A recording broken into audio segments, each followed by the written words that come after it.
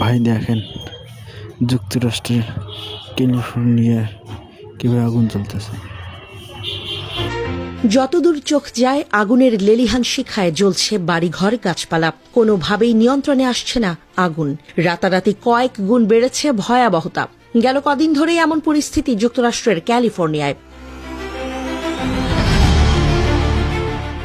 মঙ্গলবার যা ছড়িয়ে পড়ে লস অ্যাঞ্জেলেস ও আশপাশের এলাকায়। সক্রিয় আছে কমপক্ষে 6টি দাবানল, যার মধ্যে 2টির নিয়ন্ত্রণ কিছুটা নেওয়া গেলেও বাকিগুলো পুরোপুরি অনিয়ন্ত্রিত। তীব্র বাতাস ও শুষ্ক আবহাওয়ার কারণে ক্রমেই আরও ছড়াচ্ছে দাবানল।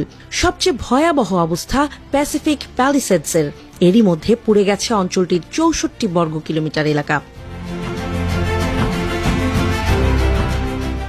আগুন ছড়িয়েছে হলিউড হিলসেও। আতঙ্কিত হয়ে দিক বিদিক ছোটাছুটি শুরু করেছে বাসিন্দারা। তৈরি হয়েছে চরম বিশৃঙ্খলা। জীবন বাঁচাতে যে যেভাবে পারছে পালাচ্ছে। পুড়ে গেছে Paris Hilton, Adam ব্রডি, Leighton mister সহ বহু তারকার বাড়ি। পুড়েছে ভাইস প্রেসিডেন্ট কমলা হ্যারিসের লস অ্যাঞ্জেলেসের বাড়িও। কর্তৃপক্ষ বলছে যেভাবে ছড়াচ্ছে তাতে খুব দ্রুত থামানো সম্ভব হবে না আগুন। লস অ্যাঞ্জেলেসের মেয়র জানান মাত্র 12 মিনিটের ব্যবধানে প্যালিসেডসে আগুন ছড়িয়ে পড়ে 200 একর জমিতে। বাতাসের তীব্রতা এত বেশি যে একে হ্যারিকেন পর্যায়ের ঝোড়ো বাতাস আখ্যা দেয়া হচ্ছে। পরিস্থিতি আরও খারাপ হতে পারে বলে সতর্ক করা হয়েছে বাসিন্দাদের। নির্দেশ পেলে দ্রুত এলাকা ছাড়তে বলা হয়েছে সবাইকে। সবশেষ পাওয়া খবর পর্যন্ত 16,000 একরেরও বেশি জমিতে জ্বলছে আগুন। লস অ্যাঞ্জেলেসের ইতিহাসে একে সবচেয়ে বড় দাবানল বলা হচ্ছে। নিয়ন্ত্রণে কাজ করছে ফায়ার সার্ভিসের বেশ কয়েকটি ইউনিট। তবে শুষ্ক আবহাওয়া ও বাতাসের তীব্রতায় আগুন নিয়ন্ত্রণে হিমশিম খাচ্ছে ফায়ার সার্ভিস কর্মীরা।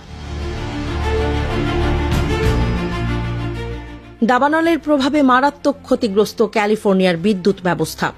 স্থানীয় গণমাধ্যমগুলোর তথ্য অনুযায়ী বিদ্যুৎ বিচ্ছিন্ন হয়ে পড়েছে 3,10,000-এরও বেশি বাড়িঘর ও অফিস আদালত।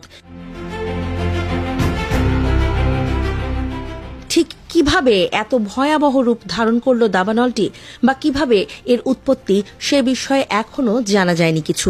কারণ জানতে শুরু হয়েছে তদন্ত। তবে পরিস্থিতি মোকাবিলায় এখন বেশি গুরুত্ব পাবে বলে জানিয়েছে কর্তৃপক্ষ।